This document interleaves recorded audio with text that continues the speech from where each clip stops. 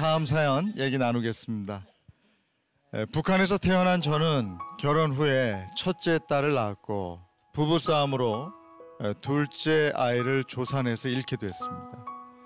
그 후에 시댁에 첫째 아이도 뺏기고 이혼까지 하게 됐습니다. 그래서 저는 목숨 걸고 탈북을 했습니다. 중국에 도착한 후에 인신매매로 한 마을에 팔려가게 된 저는 거기서 셋째 임신 사실을 알게 됐습니다. 항상 북송 위기에서 자유롭지 못했던 저는 출산 아이를 두고 그 마을을 떠나야 했습니다. 갖은 고초 후에 한국에 들어온 저는 북한과 중국에 두고 온 아이들을 데려오기 위해서 갖은 방법을 다 써보았으나 여전히 생이별 중입니다. 지금도 그 아이들을 생각하며 매일 눈물을 흘립니다.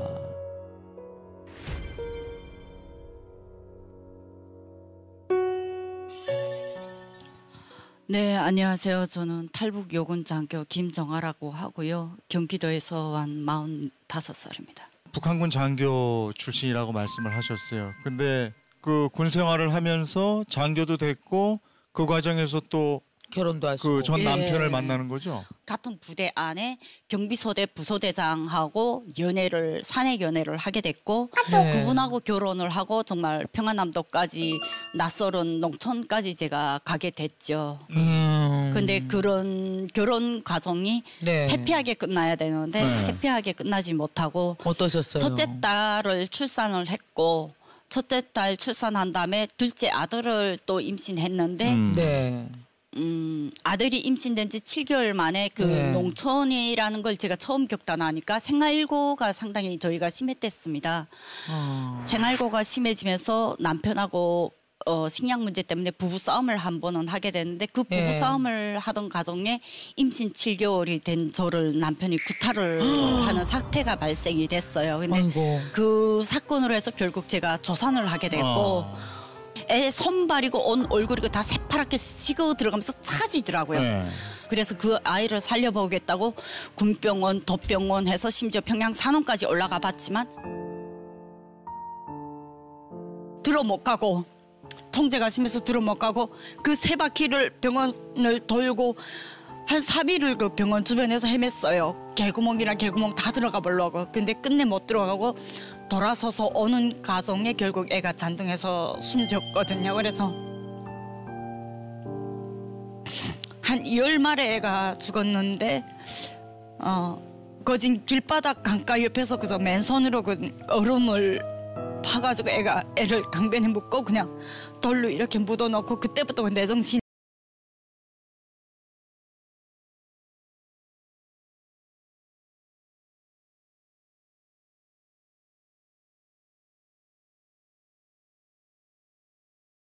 살짝 잃었다가 다시 돌아오고 잃었다가 다시 돌아오고 하는데 문제는 잃었다 다시 돌아올 때마다 내 손에 흉기가 계속 쥐어 있는 거예요. 남편 때문에 아이가 죽었다는 생각에 내가 계속 남편을 죽이려고 하는 내 이 가슴 속에 분노가 계속 올라오는 거예요. 근데 그럴 때마다 그 정신을 차리고 그 흉기 돌아볼 때마다 그 흉기 안에 누가 보였냐면 저희 큰딸이 보이는 거예요. 그런데 내 딸 얼굴을 딱 보는 순간에 그 아이를 위해서라도 내가 이 가정을 떠나야 되겠다라는 결정이 최종에 내리게 됐어요. 근데 그 결정이 내린 후에 결국은 이 아이를 데리고 떠나고 싶은 거잖아요. 근데 그 시아버지가 걔를 놓고 걔 끌어안고 네 혼자 가라고 나 죽이고 얘 데리고 가라고 데리고 가겠으면 그러면서 마지막에 가장 아픈 말을 저한테 뭐라고 남겼냐면 너 부모 없잖아. 너 고아잖아. 네 차마 친정이라도 있다면 우리가 아들 그 죽은 문제 때문에 할 소리가 없어서 내주겠는데 네 친정이 없잖아. 고아잖아. 얘 데리고 네 어쩔 건데. 그 말에 제가 무너지더라고요. 뿌리를 모르는 나한테 내 자식까지 뿌리 모르는 아이로 두고 싶지는 않았어요. 결국은 제가 그 아이를 포기하고 떠나게 된 거죠.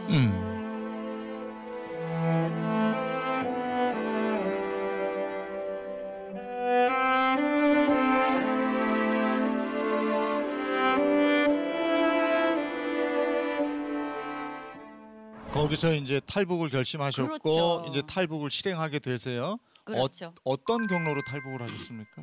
처음에 두만강을 넘을 때는 전 무조건 한국 가겠다고 했어요. 왜냐하면 그 사람들을 복수하겠다는 마음으로 저는 탈북을 시도한 거잖아요. 그런데 두만강 넘어서 첫 브로커한테 제가 그 얘기를 했거든요. 나 한국 가겠다고, 한국 좀 보내달라고 했더니 너 죽으려고 작정했구나 이러고선 애초에 나는 도망을 칠까 봐 저를 내륙에다 팔아버린 거죠. 근데 중국에 온 지 얼마 안 돼서 뱃속에 북한 남편 아이가 100일짜리 아이가 있다는 걸 중국 온 지 한 달 만에 발견을 하게 된 거예요. 아니 첫 번째 남편. 그 북한 남편의 아이가 뱃속에 있는 걸 발견하신 거예요, 중국 가서? 그러니까 탈북할 때 내 뱃속에 이미 시집에서 나올 때 내 뱃속에 아이가 있는 걸 내가 모르고 나온 네. 거예요. 근데 누군가가 그거를 벌써 꽁안에다 고자질을 했는데 고발을 했는데 뭐라고 고발했냐면 북한 여성이 온 지 한 달밖에 안 됐는데 북한 아이를 임신된 채로 왔다. 무조건 돌려보내야 된다. 라고 고발을 해버린 거예요. 그래서 시공항까지 올라간 자리에서 제가 통역한테 제가 그랬어요. 나 북송시켜라. 그런데 당신들 나 산채를 못 넘길 거다. 왜? 두만강을 내가 살아서는 그 땅을 안 넘겼다고 결심한 사람이기 때문에 당신 나 넘기되 아마 나 시체나 넘길 거다. 이러고 그 자리에서 내가 사무용품이 막 덮쳐가지고 시도를 했거든요. 근데 이 중국 남자의 집안 쪽에 먼 친척이 그 당시 공안의 간부였어요. 그쪽으로 압력이 내려와서 벌금만 받고 내보내라. 이래서 결국 그 위기에서 넘어났지만 한 번씩 공항까지 끌려 올라갔다 온 그 공포가 2년 3개월 중국 그 집에서 사는 동안에 저를 상당히 그 공포에 떨게 했습니다. 그리고 결국 그 아이를 거기서 낳을 수밖에 없었고 아이를 낳으니까 안심이 됐지만 아이가 커가는 걸 보니까 더 불안이 증폭이 됐어요. 그게 바로 강제북송이라는 두려움 때문에 언젠가는 이 아이 보는 앞에서 내가 끌려가지 않으면 언젠간 이 아이하고 이별을 하겠다라는 두려움이 그동안 계속 엄습했고 2년 3개월 동안 중국에서 살면서 단 하룻밤도 제가 발편잠을 못 잤어요. 그런 공포나 두려움 때문에 한국행을 결행하게 되는 겁니까? 그렇죠. 특히 그때 당시 내가 한국으로 들어올 수밖에 없는 상황이 또 하나까지 몰려온 게 김정일이가 중국을 방문한다는 기사가 그때부터 나오기 시작했어요. 중국에서는 바로 그 북한의 지도자나 누가 방문했을 때 그들에게 또 다른 중국하고 북중 간의 외교적인 또 다른 하나의 선물인 거죠. 예, 그런 의미에서 탈북민들 대검거 작업이 이루어집니다. 아, 그게 하나의 선물로. 그렇죠. 탈북민들은 결국 북중 간의 외교의 또 다른 하나의 희생양이고 그들의 선물인 거예요. 그러기 때문에 그런 희생양에 누구보다도 시공항까지 끌려 올라갔기 때문에 나는 거기 기록이 다 있거든요. 그렇지. 그렇기 때문에 저는 그 자리에서 김정일이 오기 전에 저는 중국을 뜰 수밖에 없는 상황이 몰린 거죠. 거기서 이제 실행을 할 때 어떤 과정을 통해서 한국으로 올 수 있게 됐어요? 과정이라는 게 브로커가 있어야 되는데 저는 애초에 브로커가 없이 그냥 내거리 한복판에 뛰쳐나왔어요. 근데 그 내거리 한복판에 뛰쳐나올 때 이제 아장아장 걷는 아기를 데리고 나올 수 없고 엄마들이 그런 마음이 있잖아요. 나는 죽더라도 애는 살리고 싶은 그런 마음.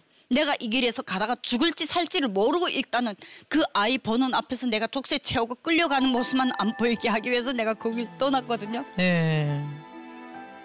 떠나올 때 북한에 있는 딸은 헤어질 때 5살이었지만 그 아이는 이제 2돌밖에 안 됐어요. 애가 막 울더라고요.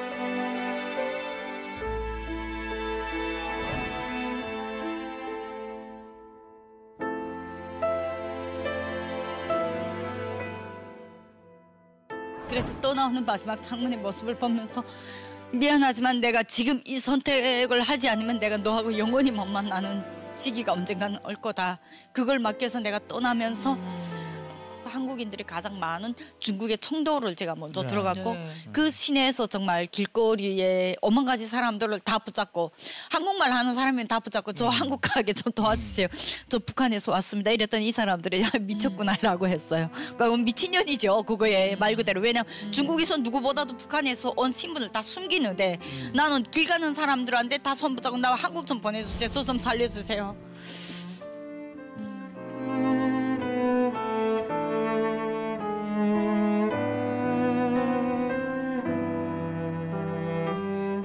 그러던 과정에 결국 한국분 한 분 만났고 그분을 통해서 교회로 해서 제가 결국 한국 대사관을 통해서 이렇게 비행기로 대한민국에 오게 됐습니다.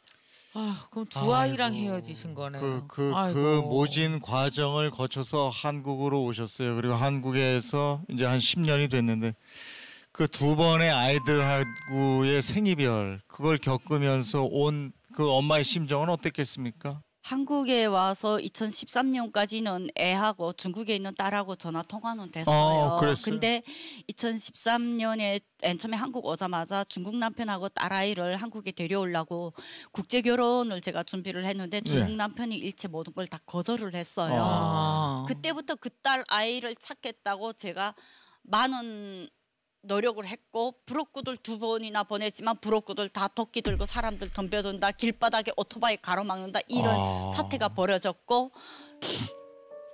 지금도 제일 속상한 게 뭐냐면 애 옷을 보내고 싶어요. 네. 북한은 보내고 싶어도 못 보내는데 중국은 보낼 수가 있잖아요. 중국 우편으로 보내는데 애 사이즈를 몰라서 온 옷가게에 그 나이 또래 애들 뒤를 쫓아다녀요.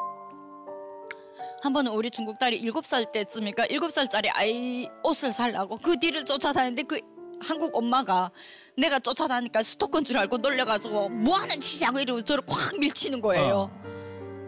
그래서 그 달에 턱 주저앉는데 그냥 나도 모르게 눈물이 왈칵 나오더라고요. 그래서 내가 그 사연을 말했거든요. 사실은 중국에 딸이 있는데 애 사이즈를 모른다. 아유. 못 만난 지가 이렇게 됐기 때문에 옷을 사보내고 싶은데 7살인데 지금 옷 사이즈를 몰라서 7살짜리 여자애들은 어떤 옷 사이즈를 입는지 몰라서 아유. 내가 쫓아다녔다. 그랬더니 그분이 미안하다고 그러면서 다시 옷 사이즈를 알려주고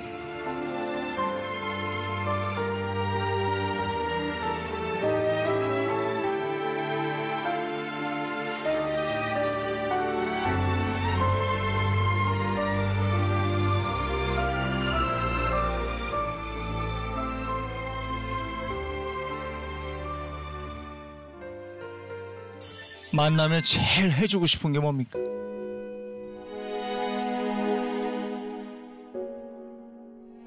내 손으로 밥 한 끼 먹이고 싶어요. 네. 아이고 진짜 근데 그런 것 같아요.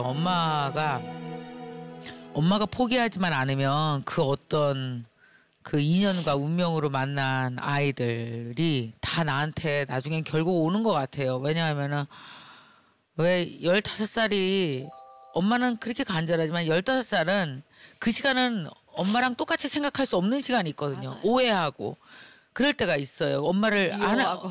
예, 엄마 인생을 담을 수가 없는 거예요. 너무 아이가 어리잖아요. 근데 아이가 나중에 나이가 들어서 그 엄마의 모진 인생 그 파란만장한 그야말로 세상에 파란만장 이런 파란만장이 어디 있어요? 그 엄마의 인생을 담을 수가 있는 시간이 오면 그때는 아이와 다시 반드시 연결될 테니까 엄마가 건강하게 지치지 말고 살아가시면 만날 것 같아요. 저도 이제 유산이지만 아이를 네. 2번을 잃었었던 마음이 있기 때문에 사연 들으면서 정말 가슴이 너무 찢어지고 생이별을 한다는 게 참 엄마로서 하기 너무나 힘들었을 것 같은데 아이를 위해서 또 그걸 선택할 수밖에 없었던 그 마음이 얼마나 힘들었을까 감히 뭐 상상도 못하겠어요 사실.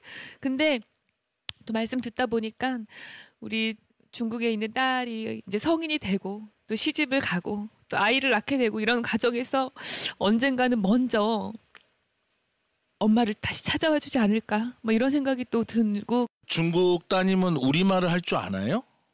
몰라요. 모르겠죠. 정말. 그러면 오늘 파란만장한 것 좀 중국 자막을 넣어서 좀 보내면 좋겠다.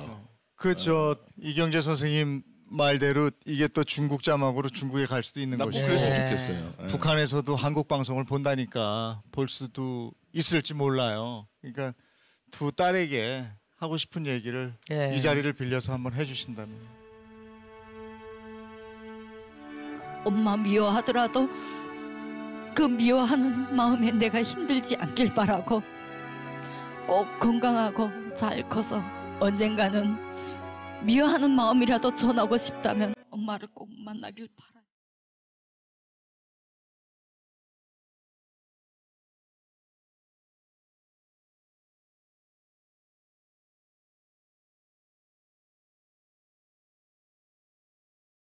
이 세상의 모든 신들에게 그 아이들을 지켜달라고 간절히 빌고 싶어요.